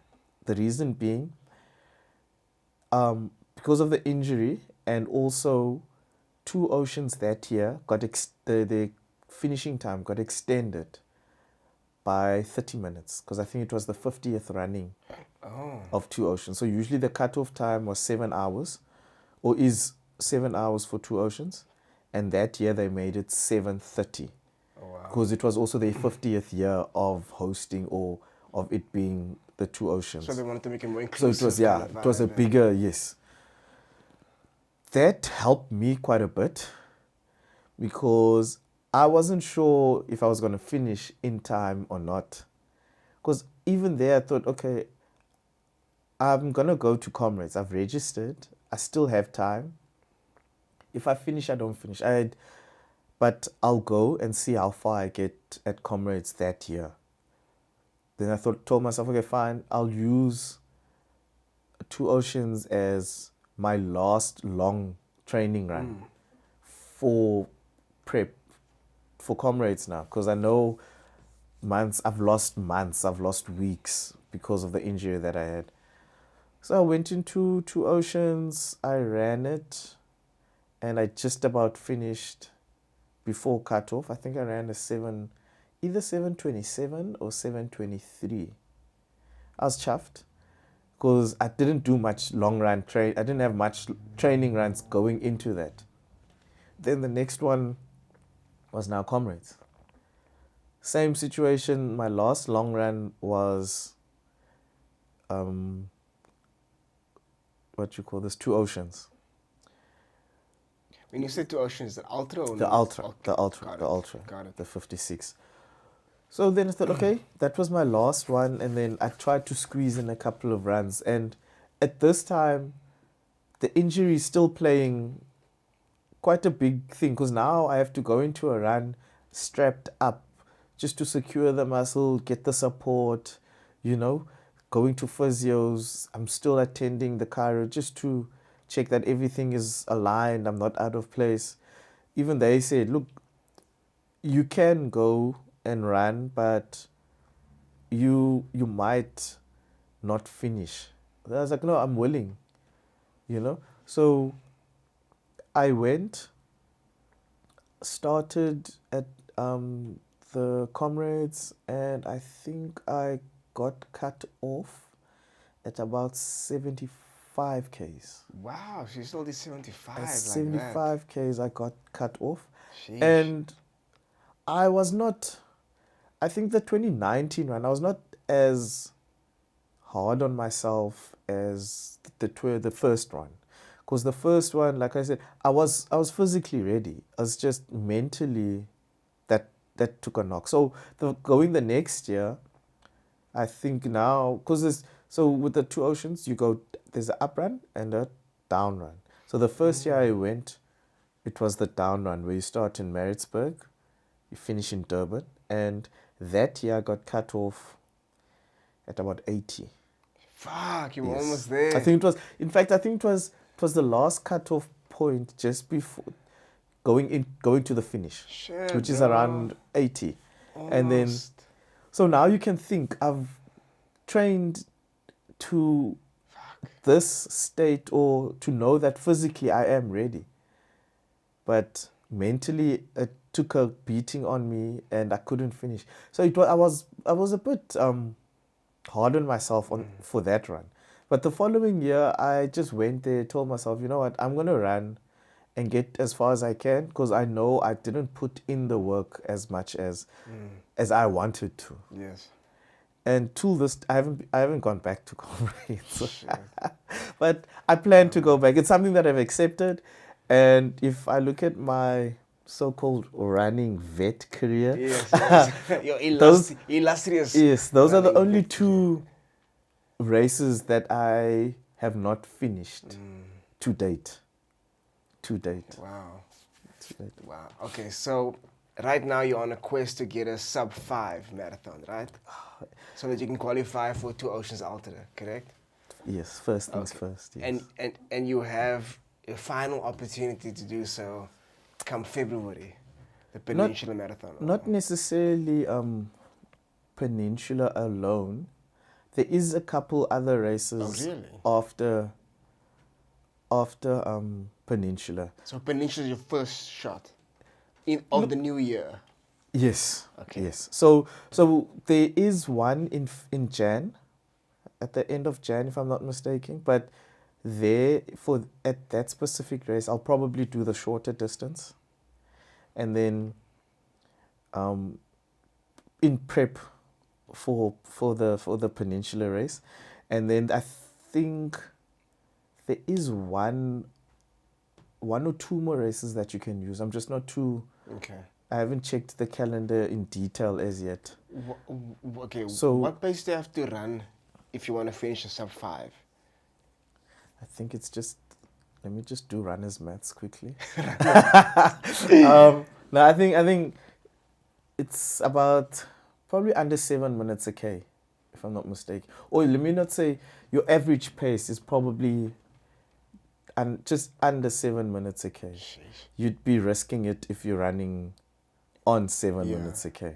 Sheesh. You'd be risking it. So yeah, I think 7 minutes a K is your average pace, but just under.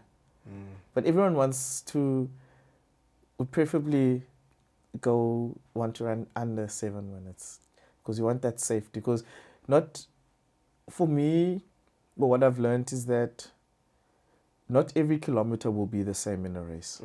That's very true. So you can't. It would be really difficult to say you're gonna run 7 minutes a K for every kilometer. There is parts where you will lose speed. There is sections where you will gain speed. So to be safe, under 7 minutes a K, you're good. Okay. You're good. Yo, are you feeling confident about this Peninsula Marathon, that you're gonna get that sub 5, so at least the pressure is off you then? If I put in the work, I should be. So why is it an if? Is it because it's December? Besides the December part, me being me, I would say I'm a social runner in a sense of I don't have a competitive drive in me. You know, there's races that Really? I will target. For example, now Peninsula is a target that I'd like to get a qualifier there, right? When I say I'm a social runner, as I'd rather enjoy myself on the road.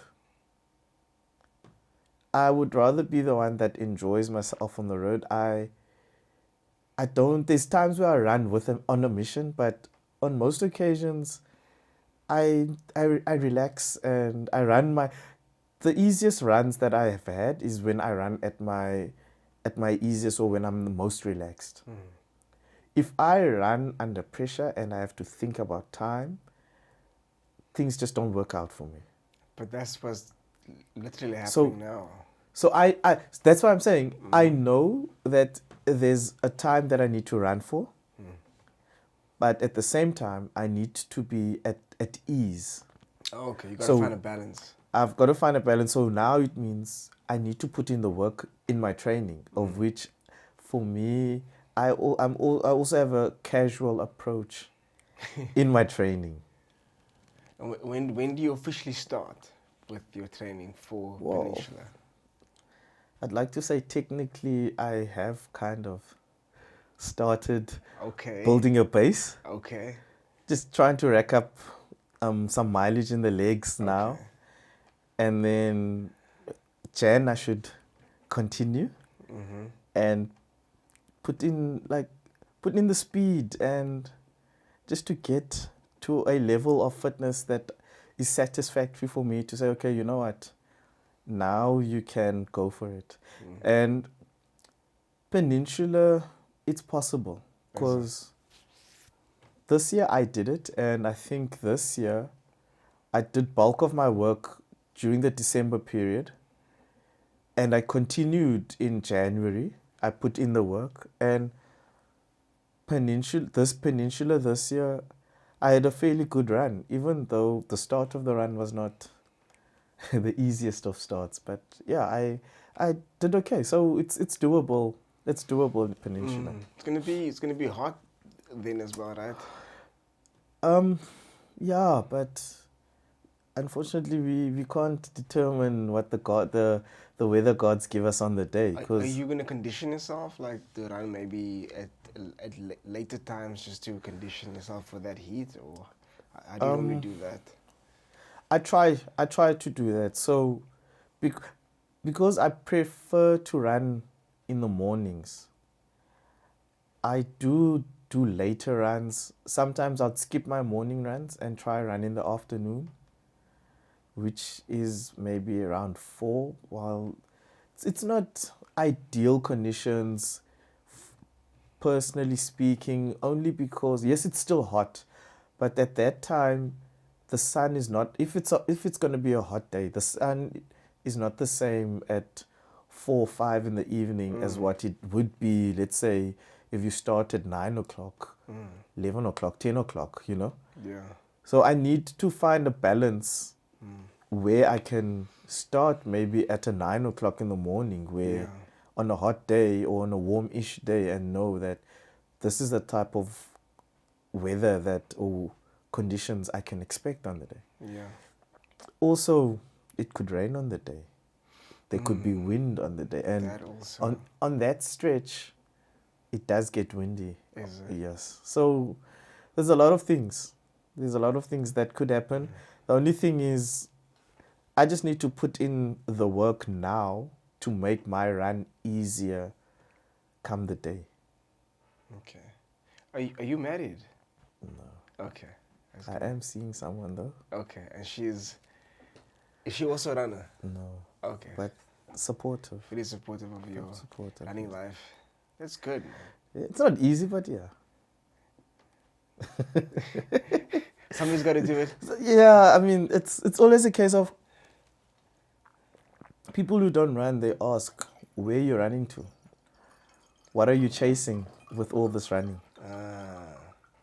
So it's I had that question last week on the podcast. it's that kind of. So every runner goes through those questions. Why are you running? You're running like a madman. Why run when you can walk? Or why run when you can drive? Type of a thing. So She asked this question. no, Okay. it's luckily she's known me being this kind of a person. Not always happy with it. I am reminded at times to rest. I am asked often, when am I resting? So it's something that is become part and parcel of our relationship to a point. Okay. What if she starts running one day? So I want to join you. That's entirely up to her. Eh? Okay. If she's keen, then albeit doesn't. You might find me running at 6, 8, 9 minutes again. You'd ask me why. So you see, you might find me running at 8, 9, 10 minutes again.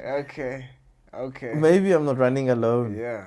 I'm running with her. I got you. So it's Yeah. but if so, I'm always the one that is. I'll support. You know, I'm not gonna discourage and say no, it's not for you. No. You don't want that life, baby. I don't want that. You don't want that I life. mean, even when I'm running now on the road, when I do races, if I see fellow club mates or runners that I know and they're struggling, I'll help them out. And I will only leave an individual if I see, okay, no, they looked after now. But if I see that there's no one around or you need assistance now, I'll stop and assist you. And then once you sort it out, I'll continue with my own race. So it's just me. I can't. It's in as much as there's races that I target, I always find myself in a position that I help people. Whether I have a target that I want, I'll forget the target and I'll assist the next person. Yes. That's just me, and it's not a case of I go into the race thinking of I'm gonna help. Yeah. I know at that race I'm targeting that race. I've got a time that I want to go for, and I'll push. And if I see that you're struggling at a point, and I know that you and I usually would run together, and I know we can run more or less the same time, I might lift you up and you can finish stronger than where you are at. Or you might actually help me to even go and do better, you know? So it's a give and take type of a situation. So I'm not, I find it difficult, I'm going to say, use the word selfish on the road. Yeah, it's very admirable to do something like that. That's amazing. What tips do you have for runners?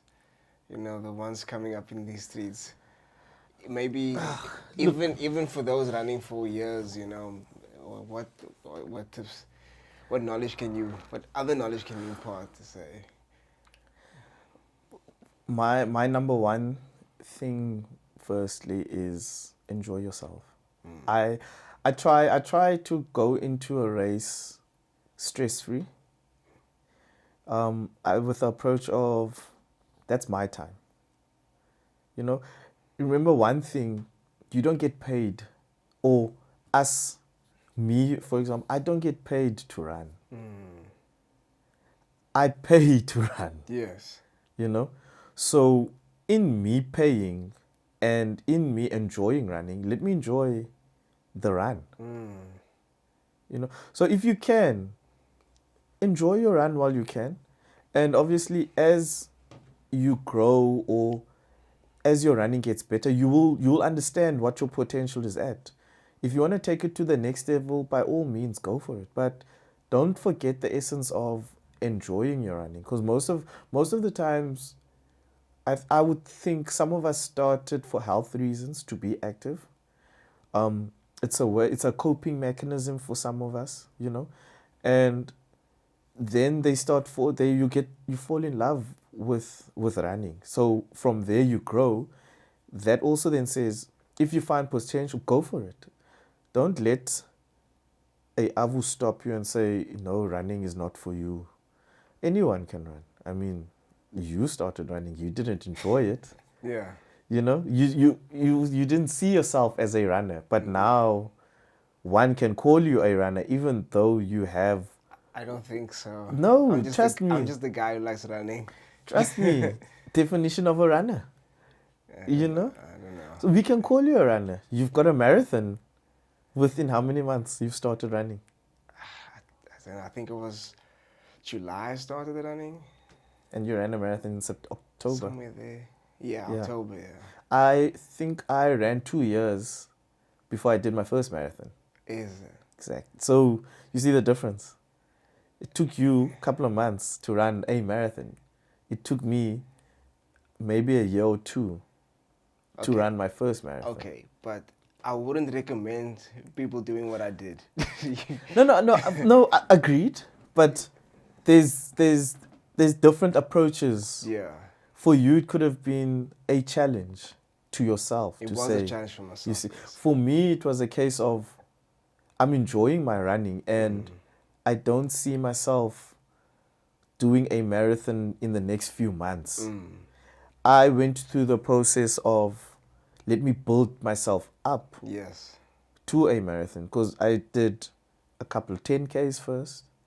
Then I think there was an odd 15K run before I even got to my first 21. Then I did a couple 21s first Oh, wow.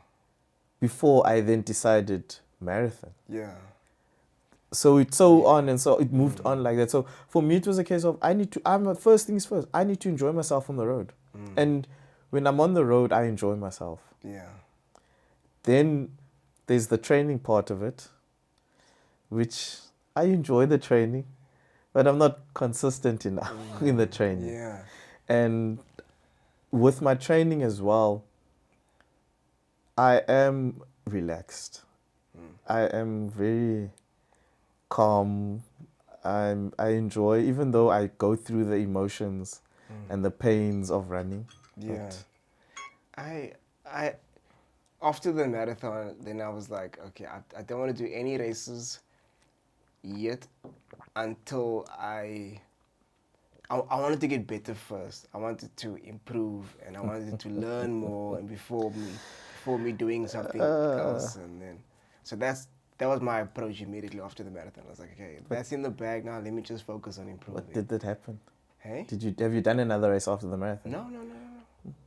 But have you thought of your next marathon? Yeah, somebody planted a seed in my head. A friend? No, I did 2 weeks ago. Was it 2 or 3 weeks ago? I did a half marathon, just like a on your own? 21K, yeah, on my Okay, own. okay. The Friday, the Saturday, and the next day I did another 21K. And then somebody asked me, like a veteran, commented like, what are you training for?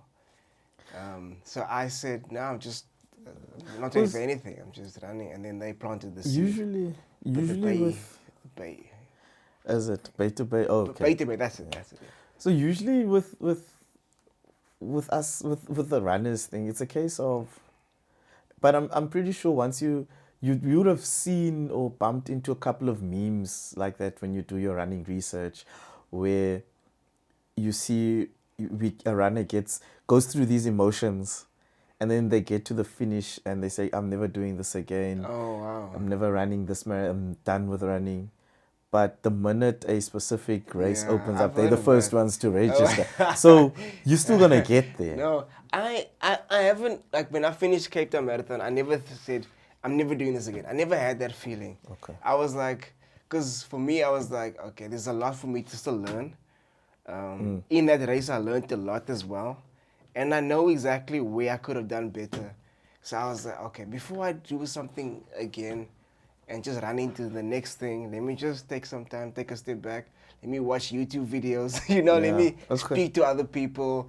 Let me run like this, let me change my techniques, and let me just focus on breathing maybe, or. Yeah, no, I think also with what you're saying, it's things that you need to learn. You need to, I also feel one needs to also get comfortable on the road. you know. Yes, at first when I also started, I thought running's an easy sport. It's not. Just get a couple of tackies and Bob's your uncle. That's what I thought.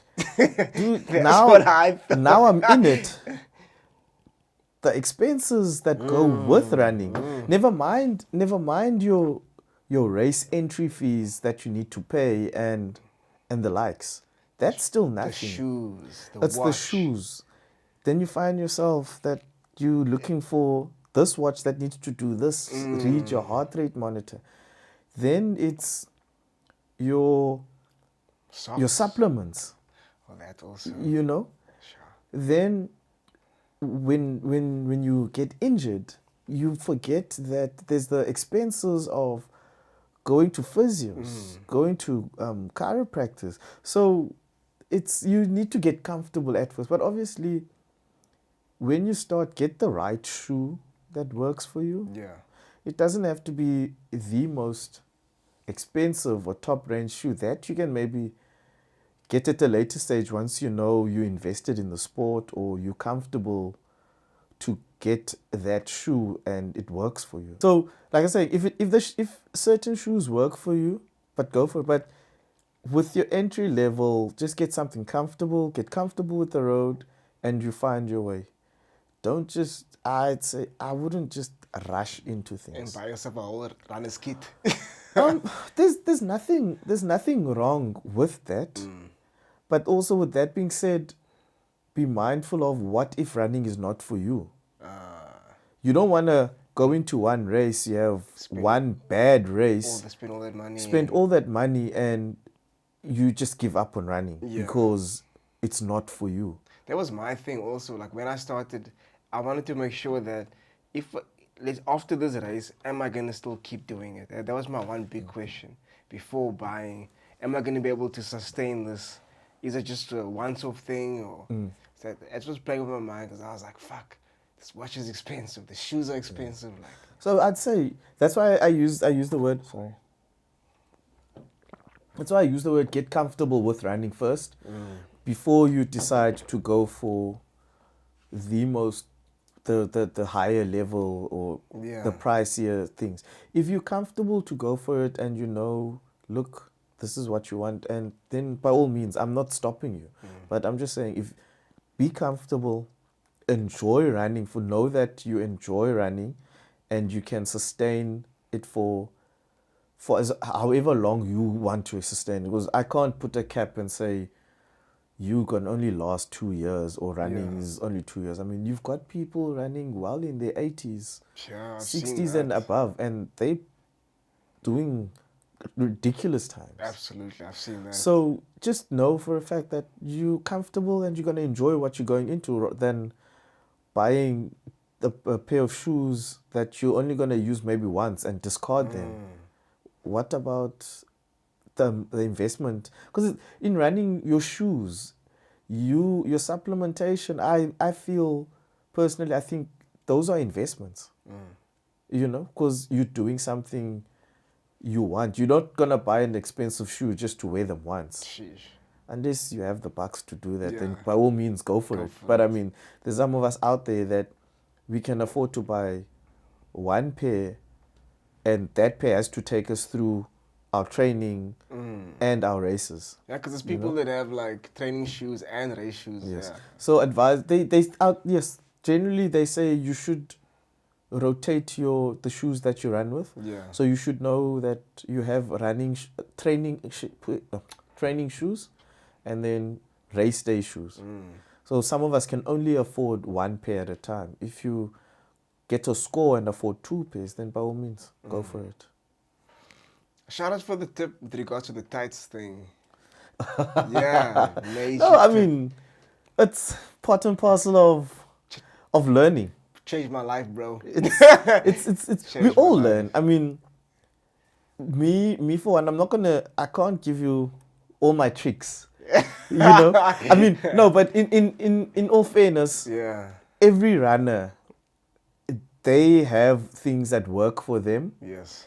and they might tell you, they might not tell you, or if they do tell you, they'll only tell you up until a point. The rest you figure out Yes, yourself. yes. So I've been through that process where I've tried this, I've tried that. It's Yeah. never worked. Yeah. And I've also gone through the type of running attire that I need to wear or I need to be comfortable with. Example, I was never one that was comfortable with shorts. With like Like a normal short A pant. normal shorts, whether it was a 3/4. So you I were was always more comfortable in the tights. no, not even a tights. I would always wear Like a long pant. pants, Like a tracksuit pant. a Or, tracksuit. So the only time I would wear shorts would be if I'm on the soccer field, it's wild. or if I'm doing maybe a race. Then immediately after, I'd wear something long. Really? But now I've gotten comfortable in wearing shorts Sure. and even comfortable in wearing tights at races, because for me tights are also one of those equipments that are made comfortable enough to run in, so there's a lot. Because I never, like, I've always loved shorts, and I've never seen myself wearing something other than a shorts. And then after a few chafing wounds, I said, fuck, I'm ready to give this up. I can't do this anymore. And I just started to feel more uncomfortable on the road running in the shorts. Then I was like, I don't want to wear tights, because I never see myself Yes. wearing a short tights. Or the only time you'd wear tights would maybe, other than a speedo, would be in the pool. For some of us. Why would you wear tights in the pool? Remember they'd make the long swimming tights. For the pool? For pool, yeah. You don't. Oh, well, there you go. I know the long tights, yes. But they have your tight, like long speedo tights now for swimming. Those are the only other. I never knew that. You never knew. Besides, like a speedo, they have. I've got a long tights that I wear for the mountain when it gets really cold, like in winter. Oh yeah, your long tights. Yes. Yeah. But other than that, like. Oh okay. No. But I never see myself wearing a short pant tights. Up until now. Up until yesterday. Only when you are on the road. Yeah, only when I'm on the road. Yes. Yeah. No, I understand. Yeah. So yeah, that's how I. I wore one for the first time yesterday when I was running. Okay. Was it yesterday? What was today? Yeah, yesterday. What was? Yes, yesterday. Yes. Okay. I was like, where am I now? No, the long weekend. Remember, Friday was a Yeah, public holiday. yeah. Then Saturday was now the holiday. Yeah. And today's Sunday. But it's so much better running in the tights for me personally. Yeah. No. Also, it also decreases the chances of the chafing. Dude, like I'm chafe free. Like I've got no wounds today. Because I know. Okay, so you can still use. I think I told you about the baby balm cream. Yes. So there's. I think back in the day, Vaseline was the go-to, and you just layers of it. So when I do long runs, like I'll put Vaseline on my nipples. Okay, yeah, for the chafing, the t-shirt as well. But like when I did the Cape Town Marathon, then I put plasters on my nipples. Makes sense. Yeah, makes sense. I watched a YouTube video. It's, dude, you don't want to end up finishing a race and you've got bloodstains trickling down. I've seen videos of people got bloodstains on their shirts. Like, and it's insane. I'm pretty sure that stuff's sensitive when you have to hit the shower. Oh. So yeah. Or even wearing clothes or. Because I've also gone through a couple of those chafing incidences, so I've learned. Yeah. I mean, it's part and parcel of learning. No one's going to tell you on the onset, because chances are when you start off, you start on your own. Yes. Then as you grow or as you go forward with running, you pick up now, you start building your own running network, meeting people, and then there you learn things. Because now when you're sitting and talking after run, how did this happen? How did that happen? Or what are you using? Or, how did you start? So there you start picking up things. So that's why I say, John, when you start off, most things you won't know what's happening. You won't know. You go in there not knowing what to expect from running, because you just see, okay, they've got techies and they're running. They've got and a watch. And then they've got uniforms. But where they're running to and what they're running for, you don't know. But once you're in, it's just a different spectrum. It opens up. Yeah. Any final words for these streets? Oh no! Watch the space. No, man, not much. I think today was quite interesting, but I enjoyed it. I'm glad you enjoyed it. Is your first podcast, right? It's my first podcast, but it's not my first working with you. We've got a rich Yeah, history. yeah. From music videos Oh, to dude, we've shot music videos together. yeah, And we've worked together Yes. and we train at the same gym yeah. together. That's So right. we That's right. go quite back a long Yeah. time. Yeah, but thank you so much, my man, for coming and sharing good. your knowledge with these streets. That's all good. It's been a pleasure. I think those that don't know me now might get a feel of who I am as well. But yeah, no, thanks for having me. I came in here nervous. But yeah, calmed down after a while. You have calmed down tremendously. But thank you so much. I wish you all the best with your next few races, with your next 1,000 races. I hope you qualify for your sub 5 to do your ultra in the Peninsula one, which is in Feb. And Thanks. yeah, Yeah. man. And also hope you get back up there to Comrades again and finish this time. That's in the pipeline. That's in the pipeline. Yeah. The year is still to be the year of the return is still to Yes. be decided. There we go. But it's in the pipeline. But No. I'm sure you're gonna do it, bro. You just gotta run at your Ultimum. Is it ultimum? Can we say ultimum? Or yeah, like run at what is the term I'm looking for? Like people see your potential, so run at your full potential. That's it.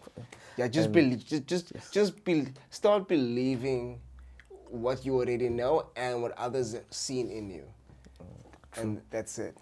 That's it. No, much appreciated. And I'll take those wise words. But thank I'll you take so them much, with my me. man. Thanks, my guy. Wishing you all the best. Shot. What you doing out in these streets, Leroux? What you doing out in these streets? What you doing out? What you doing out? What you doing out in these streets? What you doing out in these streets, Leroux? We in these streets.